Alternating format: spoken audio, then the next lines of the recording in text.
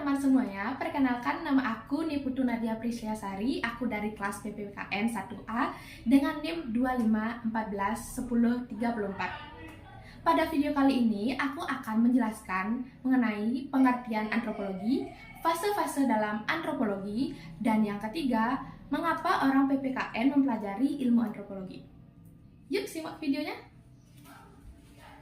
Antropologi berasal dari kata Latin yaitu anthropos yang berarti manusia dan logos yang berarti akal.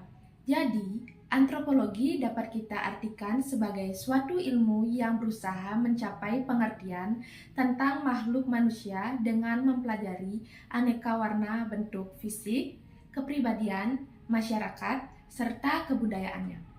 Ilmu antropologi merupakan pengetahuan yang mempelajari umat manusia sebagai makhluk masyarakat. Pada antropologi terdapat 4 fase, yaitu fase pertama yakni sebelum 1800. Fase ini disebut dengan fase penemuan atau pencatatan tentang bangsa-bangsa dan laporan dari kisah-kisah perjalanan. Ciri-ciri pada fase pertama yaitu yang pertama, pada fase ini belum menggunakan metode ilmiah.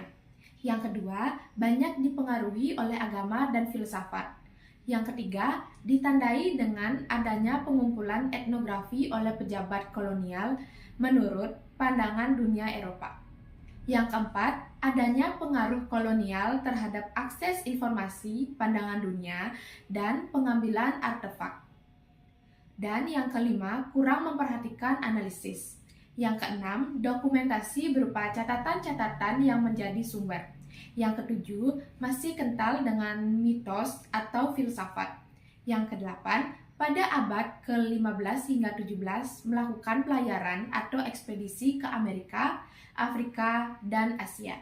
Lalu ada fase kedua yakni pertengahan pada abad ke-19.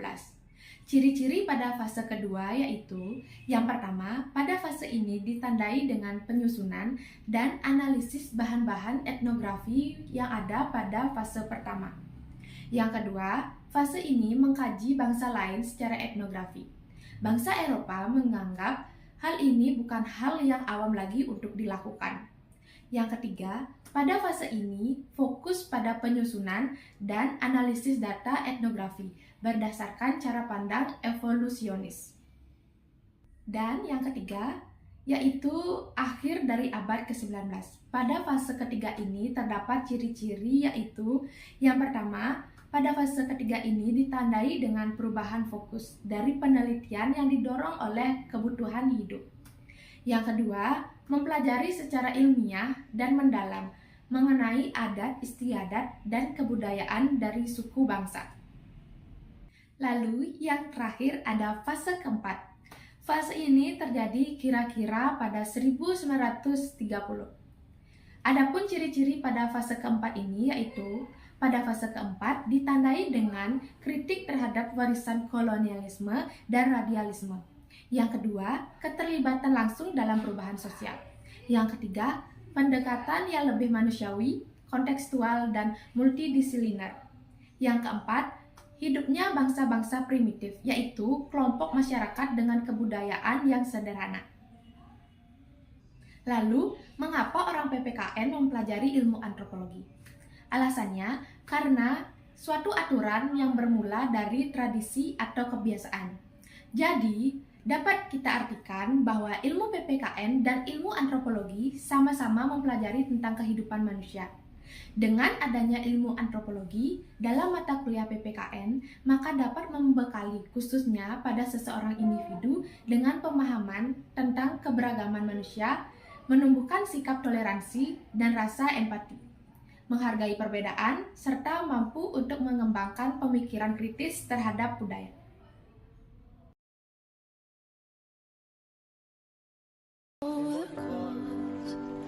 Maybe I shouldn't have cried when you left and told me not to wait.